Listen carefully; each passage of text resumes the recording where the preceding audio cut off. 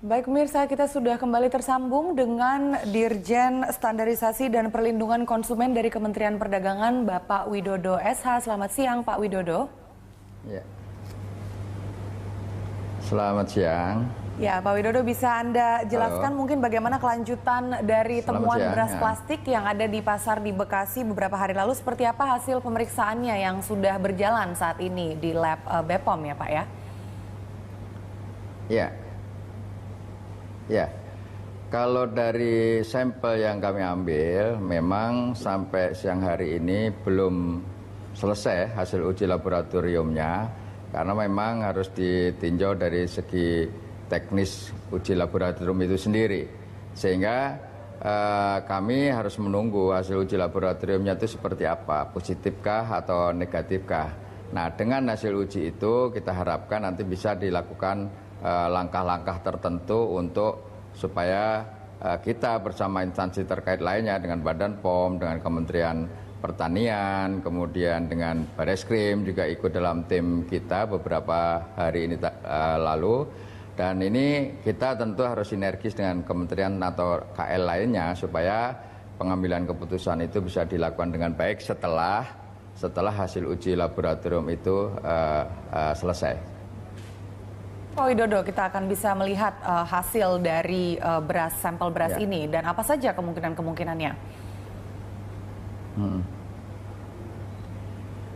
Kalau secara kasat mata kita memang tidak bisa secara pasti memastikan apakah ini beras plastik atau bukan. Tapi yang jelas kalau informasi yang saya peroleh kemarin dari Asosiasi Pedagang Beras itu di pasar, itu bahwa yang diberikan ciri-cirinya itu beras asli. Ya.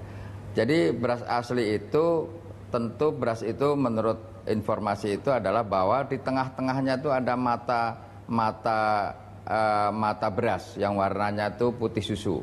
Kemudian juga dia warna secara keseluruhan itu agak buram karena ada bekatul. Dan kemudian juga dia ada pecah meskipun sekian persen. Nah, itu ciri-ciri antara lain ciri-ciri yang mudah dipahami untuk beras yang asli.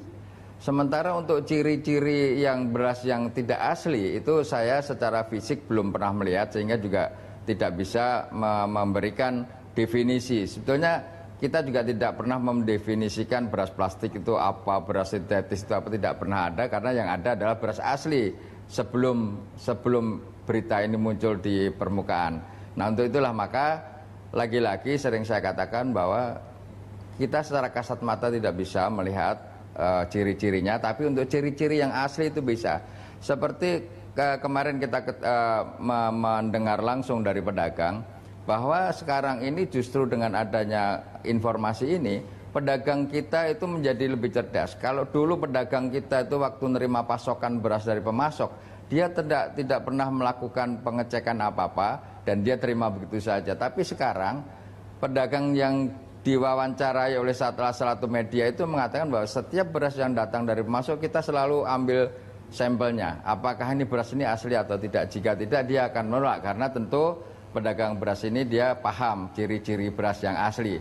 Nah, demikian halnya dari segi konsumen sekarang juga selalu menanyakan kepada pedagang, ini saya mau beli beras tapi ini beras plastik bukan, selalu mengatakan begitu. Jadi ini ada aspek positifnya, konsumen kita menjadi lebih kritis, pedagang kita juga menjadi lebih cerdas dengan adanya peristiwa-peristiwa ini. Ini yang sekarang ini berkembang seperti itu. Dan bagaimana bagi konsumen di rumah untuk bisa mengenali beras ini apakah asli atau plastik? Kita akan bahas di segmen berikutnya. Pak Widodo tetap bersama kami. Pemirsa, kami akan kembali sesudah berikut.